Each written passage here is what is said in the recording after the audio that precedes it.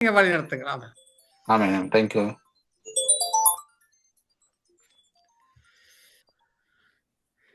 ஆண்டவராக இயேசு கிறிஸ்துவின் நாமத்தினாலே இந்த சங்கமம் ரேடியோவில் இணைந்திருக்கிறதான உங்கள் ஒவ்வொருவரையும் வாழ்த்தி வரவேற்கின்றேன். விசேஷமாக சகோதரர் லெஸ்டி அவர்களையும் மற்றும் அவரோடு இணைந்திருக்கிற ஒவ்வொருவரையும் மற்றும் அந்த சங்கமம் ரேடியோ குடும்பத்தில் இணைந்திருக்கிறதான வானொலி கேட்கிற நேயர்களுக்காக நான் எல்லாரையும் ஆண்டவராக இயேசு கிறிஸ்துவின் நாமத்தினை வாழ்த்தி வரவேற்கின்றேன். இந்த நாளிலும் நாங்கள் நேரடியாக எங்களுடைய ஜீவாதிபதி சபையின் சார்பாக உங்களை மறுபடியும் வாழ்த்துகிறேன், வரவேற்கின்றேன். இந்த நாளில் நேரடியாக நான் தேவனுடைய வார்த்தையை நான் கடந்து செல்வோம். ஒரு சின்ன தலைப்போடு நான் இந்த செய்தியை ஆரம்பிக்கலாம் என்று நான் நினைக்கிறேன்.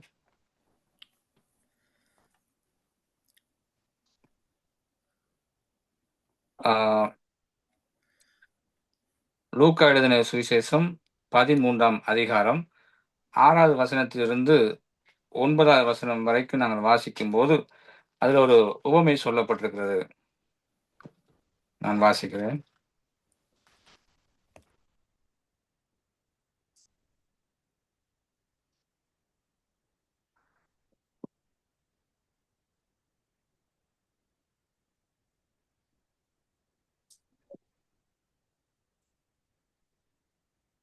ஆறாம் வசனம் 13ஆம் அதிகாரம் 6வது வசனத்திலிருந்து 9வது வசனம் வரைக்கும். அப்பொழுது அவர் ஒரு உவமையை சொன்னார். ஒருவன் தன் திராட்சை தோட்டத்தில் ஒரு அத்திமரத்தை நாட்டியிருந்தான். அவன் வந்து அதிலே கனியை தேடின போது ஒன்றும் காணவில்லை. அப்பொழுது அவன் தோட்டக்காரரை நோக்கி, இதோ 3 வருஷமாய் இந்த அத்திமரத்திலே கனியை தேடி வருகிறேன், ஒன்றையும் காணவில்லை. இதை வெட்டி போடு, இது நிலத்தை ஏன் கெடுக்கிறது என்றான். அதற்கு அவன், ஐயா, இது இந்த வருஷமும் இருக்கட்டும், நான் இதை சுற்றிலும் கொத்தி எரு போடுவேன். கனி கொடுத்தால் சரி, கொடாவிட்டால் இனிமேல் இதை வெட்டி போடலாம் என்று சொன்னான் என்றார். இந்த இடத்துல நாங்கள் வாசிக்கிறோம், கனியை குறித்து நாங்கள் வாசிக்கிறோம். இந்த கனி நல்ல கனி கொடாவிட்டால் நாங்கள் அதை தரித்து போடுவோம். அதாவது இந்த மரம் வீணாக ஏன் இடத்தை பிடித்து கொண்டிருக்கிறதுன்னு சொல்லி இந்த எஜமான் சொல்லுகிறார். அதுக்குத்தான் ஒரு சின்ன தலைப்பு கொடுத்தேன், இந்த வருஷமும் இருக்கட்டும், இந்த வருஷமும் இருக்கட்டும். அப்போ இந்த நாளில கூட பாருங்க, இந்த 3 வருட காலமாக இந்த மரத்திலே கனியை எதிர்பார்த்தார்கள். ஆனா அந்த கனி கொடுக்கவில்லை, கனி வரவில்லை. கனி தராத காரணத்தினால் எஜமான் சொல்லுகிறார், இதை நாங்கள் வெட்டி போடுவோம், ஏன் சும்மா வேஸ்டா நிலத்தை கெடுக்கிறது அப்படின்னு சொல்லி சொல்லுவதை நாம் பார்க்கிறோம். அதுலதான் தோட்டக்காரர் சொல்லுகிறார், இந்த வருஷமும் இருக்கட்டும். இந்த வருஷம் நாம் என்ன செய்ய வேணுமோ சுத்தி நாம் எல்லாவற்றையும் வெட்டி நாங்கள் உரத்தை போட்டு நாங்கள் பார்ப்போம். அடுத்த வருடத்தில் கனி கொடுக்காவிட்டால் நாங்கள் தரித்து போடுவோம் என்று சொல்லி நான் சொல்லுகிறேன், நாங்கள் பார்க்கிறோம். அது நான் பார்க்கும்போது இந்த தோட்ட எஜமான் வந்து பிதாவாகவும் அதனுடைய வேலைக்காரர் வந்து குமாரராகவும் காணப்படுகிறார். அப்போ எஜமான் சொல்லுகிறார், அதை தரித்து போடு என்று சொல்லி. ஆனா குமாரன் வேலை செய்வர் சொல்லுகிறார், இல்ல இல்ல, இன்னும் நாங்கள் பார்ப்போம், இன்னும் 1 வருடம் பார்ப்போம், பார்த்து விட்டு கனி கொடாவிட்டால் நாங்கள் திரும்ப அதை வெட்டி போடலாம் என்று சொல்லி அதை நாங்கள் பார்க்கிறோம். அப்போ இந்த தேவனுடைய கட்டளையாக இருக்கிறது. இந்த கட்டளை வந்து ஒரு பக்கம் சந்தோஷமாக இருந்தாலும் இன்னொரு பக்கம் வேதனையாக இருக்கிறது. என்ன என்று சொன்னால், ஒரு பக்கம் கனி கொடாவிட்டால் தரித்து போடலாம் என்று சொல்லப்படுகிறது. இன்னொரு பக்கம் பார்க்கும்போது இந்த வருஷமும் இருக்கட்டும், அது வந்து ஒரு உற்சாகத்தை கொடுக்கக்கூடிய ஒரு வார்த்தை. இந்த வருஷமும் இருக்கட்டும். இப்ப நாங்க ஒரு தவறு செய்யும் போது அல்லது ஏதோ ஆண்டவர் விரோதமா செயல்படும் போது ஒரு சான்ஸை மறுபடியும் கொடுக்கும் போது அது எங்களுக்கு ஒரு உற்சாகத்தையும் ஒரு பலத்தையும் கொடுக்கக்கூடியதா இருக்கிறது. அதுதான் நம்முடைய ஆண்டவராக இயேசு கிறிஸ்துவும் இந்த நாட்களிலே அதுதான் நமக்கு செய்து வருகிறார். பிதாவினிடத்திலே நமக்காக வேண்டுதல் செய்ய. எனக்கு பிடித்த வசனம் யோவான் 17ஆம் அதிகாரத்தை ஃபுல்லா படிச்சு பார்த்தோம்னு சொன்னால், அதிலே இயேசு கிறிஸ்து எங்களுக்காக வேண்டுதல் செய்வதை நாங்க பார்க்கிறோம். எங்களுக்காக இயேசு கிறிஸ்து பிதாவினிடத்திலே வேண்டுதல் செய்கிறார். நான் இவர்களுக்கு போதித்தேன். இவர்கள் என்னுடைய கட்டளைகளை கைக்கொண்டு நடக்கிறார்கள். இவர்கள் உமக்குள்ளே விசுவாசமா இருக்கிறார்கள். வசனம் வாசிக்க டைம் இல்ல. 17ஆம் அதிகாரத்திலிருந்து நாம் வாசிக்கிறோம். 3ஆம் வசனம், 8ஆம் வசனம், 9ஆம் வசனம், 11ஆம் வசனத்திலே அது சொல்லப்பட்டிருக்கு நாங்க பார்க்கிறோம். அப்போ இவர்களுக்காக நான் வேண்டுதல் செய்தேன். இவர்களுக்கு நான் என்ன செய்ய வேண்டுமோ எல்லாவற்றையும் செய்து விட்டேன். இவர்களுக்கு ஒரு சான்ஸை கொடுக்க வேண்டும். இவர்கள் என்னுடைய பிள்ளைகள் என்று சொல்லி அவர் பிதாவினிடத்திலே அறிக்கையிடுகிறதை பார்க்கிறோம். அதே போலதான் இந்த இடத்திலே இந்த உவமையை நாம் பார்க்கிறோம். இந்த அத்திமரத்திலே இந்த கனியை காணவில்லை. அதனால அந்த தோட்டக்காரர் சொல்லுகிறார், இந்த வருஷம் நாங்க பார்ப்போம். இந்த வருஷம் பார்த்துவிட்டு நாங்கள் தரித்து போடலாம் என்று சொல்லி நாங்க அதை வாசிக்கிறோம். இவ்விதமாய் தேவன் நம்மீது இவ்வளவாய் அன்பு கூர்ந்தார்ன்னு சொல்லி நாங்க பார்க்கிறோம். உலகத்துல நாங்கள் இருக்கும்போது கனி கொடாத உம், பிள்ளைகளாக கனி கொடாத கசப்பான கனிகளை கொடுக்கிறவர்களாக இருந்த எங்களை தேவன் என்ன செய்கிறார்? தம்முடைய ஊழியத்துக்கு அல்லது தம்முடைய ராஜ்யத்துக்கென்று நம்மை அழைத்து அவர் என்ன செய்கிறார்? நாங்கள் மிகுந்த கனிகளை கொடுக்கும்படி படி அது மாத்திரமல்ல சுவையான கனிகளை கொடுக்கும்படி தேவன் என்ன செஞ்சிருக்கிறார்? நம்மை அழைத்திருக்கிறார். அதைத்தான் இதில் பார்க்கிறோம். அப்போ இந்த வருஷமும் இருக்கட்டும். அப்ப தேவன் நமக்கு ஒரு சான்ஸை மறுபடியும் மறுபடியும் கொடுக்கிறார். அப்ப தேவன் இதுல இருந்து பார்க்கிறோம், தேவன் நம் மீது மிகவும் அன்புள்ளவராய் இருக்கிறார். மிகவும் அன்புள்ள தேவனாய் இருக்கிறார். எனவே இந்த இடத்துல நாம் வாசிக்கிறோம். இன்னொரு வசனம் கூறுகிறது, மத்தேயு 3ஆம் அதிகாரம் 10வது வசனம்.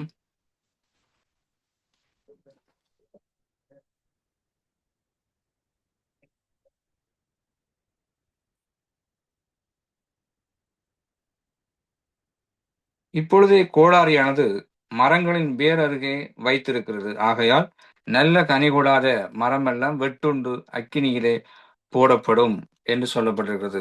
அப்போ மரத்தின் கீழ் வேரிலே வேர் அருகாமையிலே கோடாரியானது வைக்கப்பட்டிருக்கிறது. அதாவது கோடாரி வைக்கப்பட்டிருக்கு என்று சொன்னால் எந்த நேரத்திலும் அதை தரித்து போடுவதற்கு உரிமை இருக்கிறது. தரித்து போடுவதற்கு ஆயத்தமாக கொடுக்கப்பட்டது அந்த கோடாரியானது. அப்போ கோடாரியானது எப்பொழுதுமே அது ஆயத்தமா இருக்கிறது. எப்போ கனி கொடுக்கவில்லையோ அதை தரித்து போடலாம் என்று சொல்லிதான் இதில் சொல்லப்பட்டிருக்கிறது. ஆனால் இப்படிதான் இந்த மனிதருடைய வாழ்க்கை இப்படி இருக்கிறது. அப்போ இப்படி நாங்கள் வாழ்ந்து கொண்டிருக்கிற இந்த நாட்களிலே எங்களுக்காக பிதாவினிடத்திலே இயேசு கிறிஸ்து எங்களுக்காக வேண்டுதல் செய்வதை நாங்கள் பார்க்கிறோம். இந்த ஓமையிலே விளக்கி சொல்ல வேண்டும் என்று சொன்னால் அதைத்தான் சொல்ல முடியும்.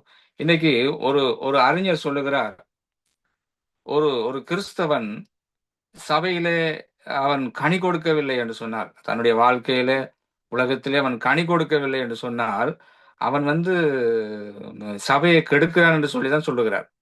அதாவது சபை இப்ப நம்ம உதாரணத்துக்கு சொல்லுவோமே, இப்ப சபையில இருக்கிற இருக்கிற ஃபாய் வேஸ்ட் அல்லது இருக்கிற சேர் என்ன செய்யுது? கதிரை வேஸ்ட். ஏன்னா கனி கொடாத ஒரு ஒரு ஒரு கிறிஸ்தவனாக பேர் கிறிஸ்தவனாக இருந்து ஒன்றுமில்லையே.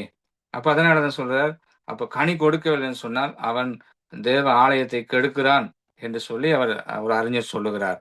அப்படியானால் ஒரு கனி கொடாத கிறிஸ்தவன் அவன் எப்படி இருக்கிறான்னு சொன்னால் தேவனை ஏமாற்றுகிறவனாகவும் தேவனுடைய காரியங்களில் ஈடுபடாதவனாகவும் கனியற்ற வாழ்க்கையை வாழ்ந்து சாட்சி இல்லாத வாழ்க்கையை வாழ்கிறான்னு சொல்லி நாங்க பார்க்கிறோம். தேவன் இதை சொல்லும்போது இஸ்ரவேல் ஜனங்களை குறித்து தான் இதை சொல்லுகிறார். இஸ்ரவேல் ராஜ்யம் அங்க சொல்லப்பட்டிருக்கிறது, உலக ஆசீர்வாதத்துக்கென்று நாட்டப்பட்ட இந்த மரம் என்று சொல்லி சொல்லுகிறார். அப்போ இந்த மரமானது நல்ல கனிகளை கொடுக்கும் என்று சொல்லி அவர் எதிர்பார்த்தார். ஆனா அவைகளை கசப்பான கனிகளை கொடுக்கிறீர்கள் என்று சொல்லி அந்த இஸ்ரவேல் ஜனங்களை குறித்து ஆண்டவர் சொல்லுவதை நாங்கள் பழைய ஏற்பாட்டில் நாங்கள் வாசிக்கிறோம். அப்போ நீங்கள் தித்திப்பான கனிகளை கொடுப்பீர்கள் என்று சொல்லி நான் உங்களை ஏற்படுத்தினேன், ஆனால் நீங்களோ கசப்பான கனிகளை கொடுக்கிறீர்கள் என்று சொல்லி நாங்கள் பார்க்கிறோம். இன்னும் ஒரு வசனத்தை நாம் பார்க்கும்போது கலாத்தியர் 5ஆம் அதிகாரம், அது எல்லாருக்கும் தெரிந்த ஒரு வசனம்தான். 5ஆம் அதிகாரம் 22வது வசனத்தை நாங்கள் படிக்கும்போது,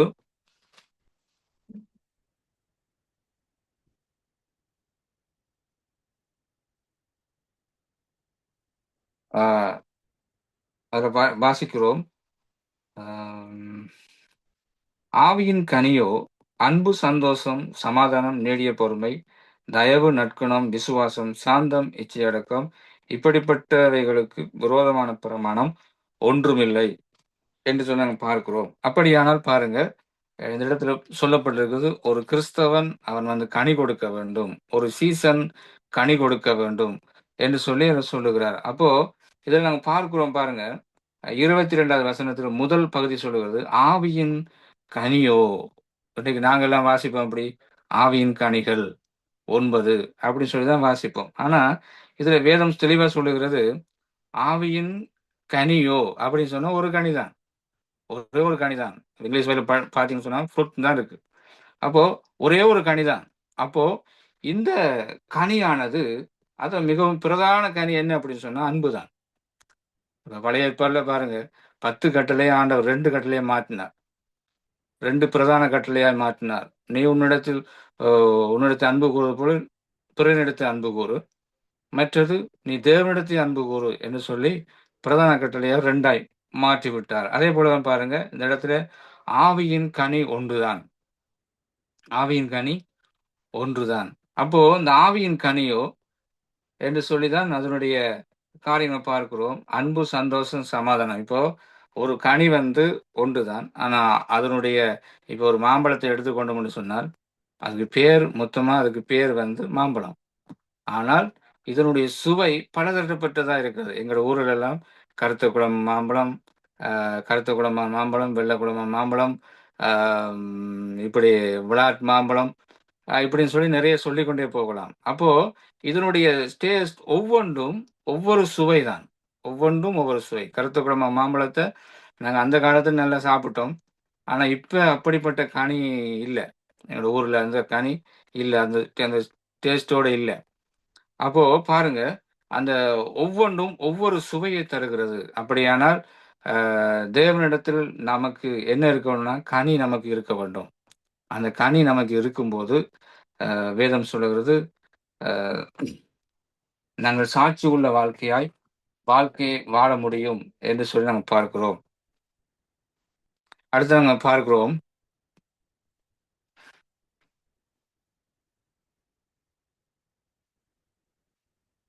ஏசாயா 61ஆம் அதிகாரத்துல 3வது வசனம்.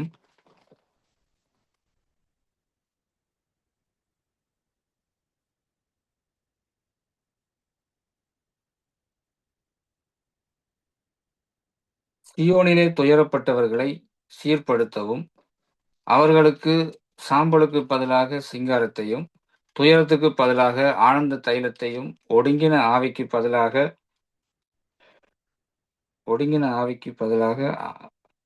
ஆம், ஆனந்த தைல ஆவிக்கு ஆவிக்கு பதிலாக துதியின் ஆடையையும் கொடுக்கவும் அவர் என்னை அனுப்பினார். அவர்கள் கர்த்தர் தம்முடைய மகிமைக்கென்று நாட்டின நீதியின் விருட்சங்கள் எனப்படுவார்கள். அப்போ தேவன் சொல்லுகிறார், நீங்கள் கர்த்தருடைய மகிமைக்கென்று நாட்டப்பட்டவர்கள். அப்ப இஸ்ரவேல் ஜனங்களை குறித்து ஆண்டவர் சொல்லுகிறார், நீங்கள் தேவனுடைய மகிமையை வெளிப்படுத்துவதற்கென்று நீங்க நாட்டப்பட்டிருக்கிறீங்க. ஆனால் நீங்களோ என்ன செய்தீர்கள்? அந்த நீதியின் கனியை கொடுக்காமல் கசப்பான கனிகளை கொடுத்தீர்கள் என்று சொல்லி நாங்கள் வாசிக்கிறோம். அதே போல 60ஆம் அதிகாரத்துல ஏசாயா 60:3 வாசிக்கிறோம், உன் வெளிச்சத்தின் இடத்திற்கு ஜாதிகளும், உதிக்கிற உன் ஒளியின் இடத்தில் ராஜாக்களும் நடந்து வருவார்கள். அப்ப இதெல்லாம் எப்ப நடக்கும் அப்படின்னு சொன்னா, இப்ப நாங்க போய் மற்றவர்களுக்கு சத்தியத்தை சொல்றதுனால, துண்டு பிரதி கொடுக்கறதுனால வந்து ஒரு ஒரு கால் பகுதி தான் ரட்சிப்பு உண்டு. ஆனால் எங்களுடைய நடக்கையில், எங்களுடைய அவருடைய பார்வையில நாம் சாட்சியா இருக்கும்போது முழுமையாக, நான் இப்போ இப்போ இப்போ பாருங்க, ஒரு 100% விட்டாலும் 75% ஜனங்கள் என்ன செய்வார்கள்? தேடி வருவார்கள். அதான் வசனம் சொல்லுகிறது, உன் வெளிச்சத்தின் இடத்துக்கு ஜாதிகள் நடந்து வருவார்களாம், உன்னிடத்திற்கு ராஜாக்கள் நடந்து வருவார்கள். அப்ப நாங்க போய் கூப்பிட தேவையில்லை, அவர்களை தேடி வருவார்கள். இங்க ஒரு ஒளி ஒன்று இருக்கிறது, இது ஒரு வித்தியாசமான ஒளியா இருக்கிறது, இங்க ஒரு வித்தியாசமான காரியம் நடக்கிறது, இங்கு என்ன நடக்கிறது அப்படின்னு சொல்லி அவர்கள் தேடி வருவார்களாம். அதான் ஒரு ஒரு பாடல் ஒன்று இருக்கிற ஞாபகத்துக்கு வருகிறது. நீ மலை மேல் உள்ள பட்டணம், மறைந்து வாழாதே. மறைந்திருக்கும் காலமல்ல, எழும்பி பிரகாசி. நீ மறைந்திருக்கும் காலமல்ல, எழும்பி பிரகாசி. உலகின் ஒளியாய் வாழ தேவன் உன்னை அழைத்தார். அவர்காய் சாட்சியாய் வாழ தேவன் உன்னை அழைத்தார். கத்தரே தேவன் என்று ஜாதிகள் அறிந்திட சாட்சியாய் நீ வாழ்வா. இமலை மேல் உள்ள பட்டணம், மறைந்து வாழாதே. மறைந்திருக்கும் காலமல்ல, எழுந்து ஒளி வீசு. அழிகின்ற ஜனங்களை மீட்க தேவன் உன்னை அழைத்தார். திறப்பின் வாசலில் நிற்க தேவன் உன்னை அழைத்தார். அறுவடை மிகுதி, வேலையால் குறைவு, தேவ ஊழியம் செய்வார். நீ மலை மேல் உள்ள பட்டணம், மறைந்து வாழாதே. மறைந்திருக்கும் காலமல்ல, எழுந்து ஒளி வீசு. அப்போ அருமையான இந்த பாடலை நாம் பாடும்போதும், நான் கர்த்தருக்குள்ள நான் எப்படி இன்னும் வளர வேண்டும், நாம் எப்படி இருக்க வேண்டும் என்பதை இந்த பாடல் நமக்கு உணர்த்துகிறது. அப்போ ஒரு ஒரு மலை மேல் உள்ள பட்டணம் எப்படி மறைந்திருக்க மாட்டாதோ, அதே போலதான் ஒரு கிறிஸ்தவனுடைய வாழ்க்கை. அவன் எங்கிருந்தாலும் அவன் ஒளி வீசுவான். எங்கிருந்தாலும் அவனை பார்த்தா தெரியும். அதான் நம்ம ஃபாதர் ஒரு பாடல் பாடுகிறார். வல்லமையின் ஆவியானவர் என்னுள் வந்துவிட்ட காரணத்தினார், பொல்லாத சாத்தான ஒரு சொல்லால விரட்டி விட்டே. பவராவி எனக்குள்ளே, எந்த பய ஆவியும் அணுகுவதில்லை என்று பாடி சொல்றார். நான் ஊரெல்லாம் டோர்ச் அடிப்பேன், உலகத்துக்கு வெளிச்சமா இருப்பேன்னு சொல்லி அவர் பாடியிருக்கிறார். அப்படியானால் இந்த வெளிச்சத்தின் இடத்துக்கு ஜாதிகள் தேடி வருவார்களாம்.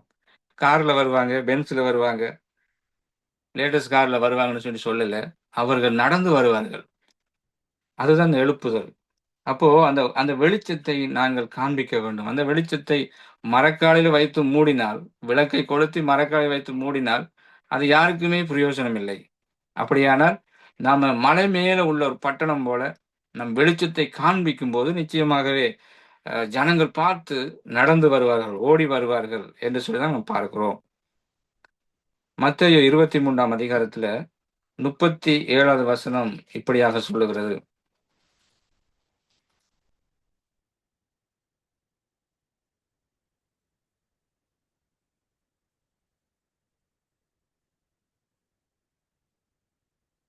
எருசலேமே, எருசலேமே, தீர்க்கதரிசிகளை கொலை செய்து உன்னிடத்தில் அனுப்பப்பட்டவர்களை கல்லெறிகிறவளே, கோழித்தன் குஞ்சுகளை தன் சிறையின் கீழ் கூட்டி சேர்த்து கொள்ளுவண்ணமாக நான் எத்தனையோ தரம் உன் பிள்ளைகளை கூட்டி சேர்த்து கொள்ள மனதாயிருந்தேன், உங்களுக்கோ மனதில்லாமல் போயிற்று என்று சொல்லுகிறார்.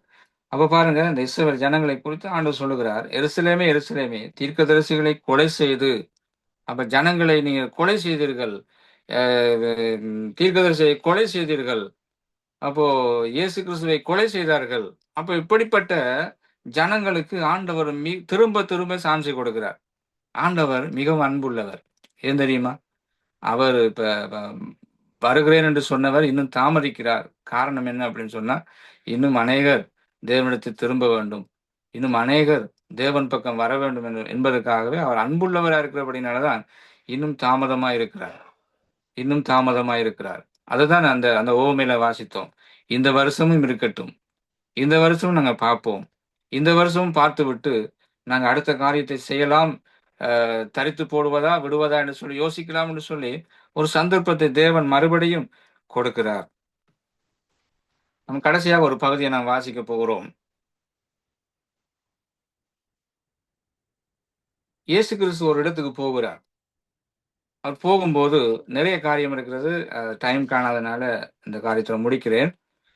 மத்த 21ஆம் அதிகாரத்துல 18வது வசனத்திலிருந்து நாம் வாசிக்கும்போது,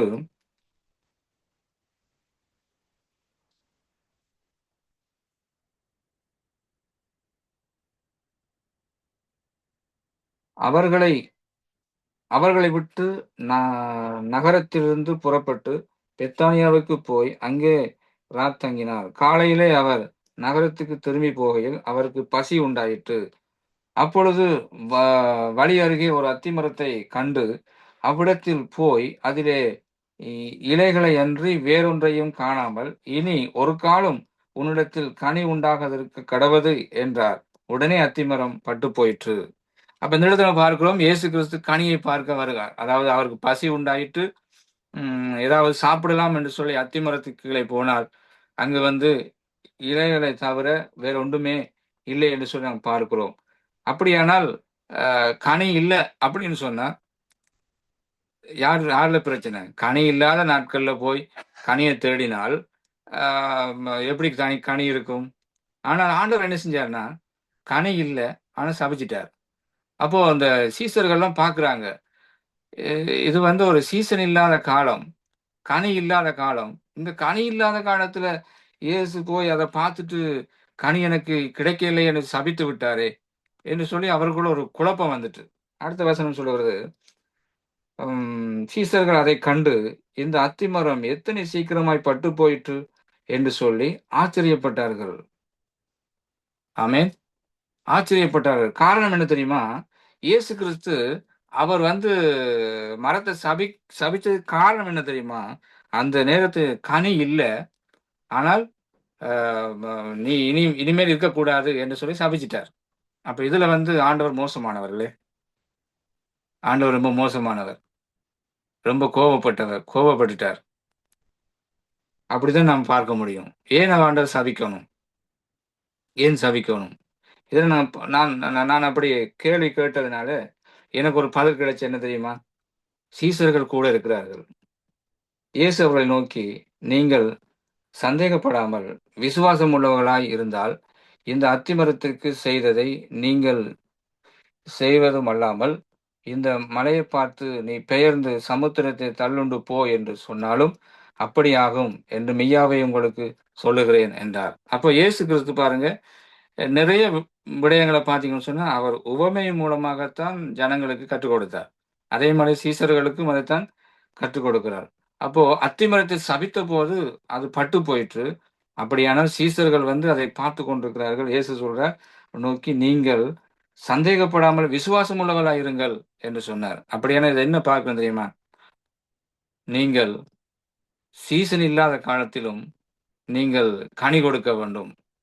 அதாவது ஒரு சீசன் ஆனவன் சீசன் பார்த்து கனி கொடுக்க தேவையில்ல. ஒரு சீசன் ஆனவன் எல்லா நேரத்திலும் கனி கொடுக்க வேண்டும். இப்ப சில பேர் பாருங்க, அ கிறிஸ்தவர்கள் வருவார்கள். கிறிஸ்தவர்கள் இருக்காங்க. கிறிஸ்துமஸ் என்று சொன்னா கிறிஸ்தவர்கள் ஓடி வருவார்கள். அது இயேசு கிறிஸ்து மரிச்சிட்டார் அப்படின்னு சொன்னா ஓடி வருவார்கள். இயேசு கிறிஸ்து உயிர்த்துட்டார் என்று சொன்னா அதுக்கு வருவார்கள். இயேசு கிறிஸ்து அம் நம்ம எங்களுக்காய் பிறந்திருக்கிறார் என்று சொல்லி கிறிஸ்துமஸ் கொண்டாடுவதற்கென்று ஒரு கிறிஸ்தவ கூட்டம் இருக்கிறது. அப்ப இப்படிப்பட்ட பலதரப்பட்ட கூட்டங்கள் இருக்கிறது. ஆனா இயேசு சொல்றாரு, "நீ எல்லா சீசனிலும் சீசன் பார்த்து சபைய தேடுவதல்ல. சீசனை பார்த்து நீ தேவனை தேடுவதல்ல. அற்புதத்தை கண்டு நீ தேவனை தேடுவதல்ல. நீ எப்பொழுதும் சீசனை பார்க்காமல் எல்லா சீசனிலும் நீர் கனி கொடுக்க வேண்டும்" என்பதைத்தான் அந்த அத்திமரத்திலிருந்து ஆண்டவர் கற்றுக் கொடுத்தார். அப்படியானால் நீங்கள் விசுவாசம் உள்ளவராய் இருங்கள் என்று சொல்லி அவர் சொன்னார். அப்போ தேவன் பாருங்க, அந்த இடத்துல ஒரு காரியத்தை கற்றுக் கொடுக்கிறார். இயேசு கிறிஸ்து படகுல ஒரு நாள் போகும்போது அலை வந்தது, புயல் அடிச்சது. அப்பொழுது எல்லாம் நன்றாய் தூங்கினார்கள். காரணம் என்னன்னா, இயேசு எங்களுக்கு இருக்கிறார். அவர் எல்லாம் பார்த்துக் கொள்ளுவார். அப்படின்னு சொல்லி தூங்கிட்டாங்க. ஆனா ஒரு நாள் இயேசு கிறிஸ்து போகல. அவனுக்கு என்ன நடந்தது? புயல் காற்று அடித்தபோது தடுமாறினார்கள், பயந்தார்கள். என்ன செய்வதுன்னு சொல்லி அவங்களுக்கு தெரியல. அப்ப சில நேரங்கள்ல ஆண்டவர் சில காரியத்தை இப்படி பார்ப்பார். விட்டு பார்ப்பார். என்ன செய்றாங்கன்னு. ஆனா இயேசு கைவிட மாட்டார். அந்த பரீட்சையில விட்டு பார்ப்பார். இவர்கள் எப்படி தாக்கி பிடிக்கிறார்கள் என்று சொல்லி பார்ப்பதற்காக. இவங்க கழுக பாருங்க. கழுகு வந்து உயர பறக்கும். அதோட உயரத்துக்கு எந்த பறவையும் பறக்க முடியாது. அது உயர பறந்து தன்னுடைய சிறகுகள் பெலன் குறையும் போது உயர்ந்து பெலனை சிறகை புதுப்பித்துக் கொண்டு மறுபடியும் அது பிறக்கும். ஆனா அதனுடைய குஞ்சுக்கு பயிற்சி கொடுக்கும். எப்படி தெரியுமா? அதை என்ன செய்யும், ஒரு தூர இடத்துக்கு தூக்கிட்டு போயிட்டு தொப்புன்னு கீழே போட்டுரும். அப்ப கீழே போட்டா அந்த சிறகு, சின்ன சிறகு அதை எப்படி அடித்து ஓடும்? அது அப்படியே சர்வன்னு கீழே விழுகிற டைம்ல ஓடி போய் அதை தாங்கி பிடிச்சிரும். அதுதான் அந்த கழுகு. அப்படி அப்படி பிடிச்சு தான் அந்த கழுகு குஞ்சுக்கு பயிற்சி கொடுக்கிறது. அதே போலதான் ஆண்டவர் நாங்கள் விழுகிற டைம்லும் ஆண்டவர் என்ன செய்றார்? நம்மை தூக்கி எடுக்கிறார். நாம் நினைக்கிறோம், ஆண்டவர் என்னை மறந்துட்டார் போல, ஆண்டவர் என்னை கைவிட்டுட்டார் போல, இதுதான் என்னுடைய கடைசி கட்டமோ, இதுதான் என் கடைசி இல்லையோ அப்படி நினைக்கிறோம். ஆனா ஆண்டவர் அவர் மிகுந்த அன்புள்ளவராய் இருந்தபடினால என்ன செய்றார்? மறுபடியும் ஒரு சான்ஸ் கொடுப்பதற்கு நம்மை பலப்படுத்துகிறார். மறுபடியும் ஒரு சந்தர்ப்பத்தை கொடுப்பதற்கு நம்மை அவருடைய கரத்திலே தாங்குகிறார் என்று சொல்லி நாங்கள் பார்க்கிறோம். எனவே இந்த நாளில் நாங்கள் பார்த்த வசனத்தின்படி நாம எந்த காலத்திலும் கர்த்தருக்கென்று நாம் கனி கொடுக்கிறவர்களாய் இருக்க வேண்டும். எப்பொழுதும் நம் கனி கொடுக்கிறவர்களாய் இருக்கும்போது நிச்சயமாகவே அவருடைய வருகை எப்ப வருவார்ன்னு சொல்லி நமக்கு தெரியாது. அந்த வருகைக்கு நாம் எப்பொழுதும் கனி கொடுத்து ஆயத்தமா இருக்கும்போது நிச்சயமாகவே நாம் அவரோடு கூட நாம் எடுத்துக்கொள்ள ஆயத்தம் உள்ளவர்களாய் இருப்போம். ஆமென். எனவே இந்த வார்த்தையின்படி கர்த்தர் நம்மை ஆசீர்வதிப்பாராக. இந்த நாளிலும் கூட சிறு ஜெபத்தோடு நான் இதை நிறைவு செய்கிறேன். அன்பின் தகப்பனே, இந்த அருமையான வேலைக்காய் ஸ்தோத்திரம். இந்த நல்ல நாளிலும் ஆண்டவரே, இந்த சந்தர்ப்பத்தை தந்ததான ஆண்டவரே அப்பா ஸ்தோத்திரிக்கிறோம். இந்த ரேடியோக்காக நாங்கள் செபிக்கிறோம். ஆண்டவரே, இந்த ரேடியோ நிகழ்ச்சியில கலந்து கொள்ள தந்த கிருபைக்காய் நன்றி. ஆண்டவரே, இதுல இருக்கிற ஒவ்வொருவரையும் கர்த்தர் ஆசீர்வதிங்க. இந்த சங்கமம் ரேடியோ அலைவரிசையில் அமர்ந்திருக்கிறதான, கேட்டுக்கொண்டிருக்கிறதான ஆண்டவரே அப்பா ஒவ்வொருவரையும் ஆசீர்வதிப்பீராக. உம்முடைய கரம் கூட இருக்கட்டும். சகோதரர் பிரதருக்காக ஜெபிக்கிறோம், அவர் குடும்பத்துக்காக ஜெபிக்கிறோம். சகோதரன் மகேந்திரனுக்காக ஜெபிக்கிறோம். ஆண்டவரே அவரையும் அவர் குடும்பத்தை ஆசீர்வதிப்பீராக. சகோதரி ரஜினிக்காக ஜெபிக்கிறோம். சகோதரி டோலினிக்காக ஜெபிக்கிறோம். மற்றும் அவர் குடும்பங்கள் ஒவ்வொருவருக்காக நாங்கள் ஜெபிக்கிறோம். கர்த்தர் ஒவ்வொருவரையும் ஆசீர்வதிப்பீராக. ஆண்டவரே, இந்த சங்கம் ரேடியோ கேட்கிற ஒவ்வொருவரையும் ஆசீர்வதிப்பீராக. உம்முடைய அன்பின் கரம் கூட இருக்கட்டும். ஆசீர்வதிங்க, நடத்துங்க, காத்துக்கொள்ளுங்க. இம்மட்டு நேரம் எங்களோடு கூட இருந்ததுக்காக நன்றி செலுத்துகிறோம். ஆசீர்வதிப்பீராக. இயேசுவின் நாமத்தில் ஜெபிக்கிறோம் நல்ல பிதாவே. ஆமென், ஆமென்.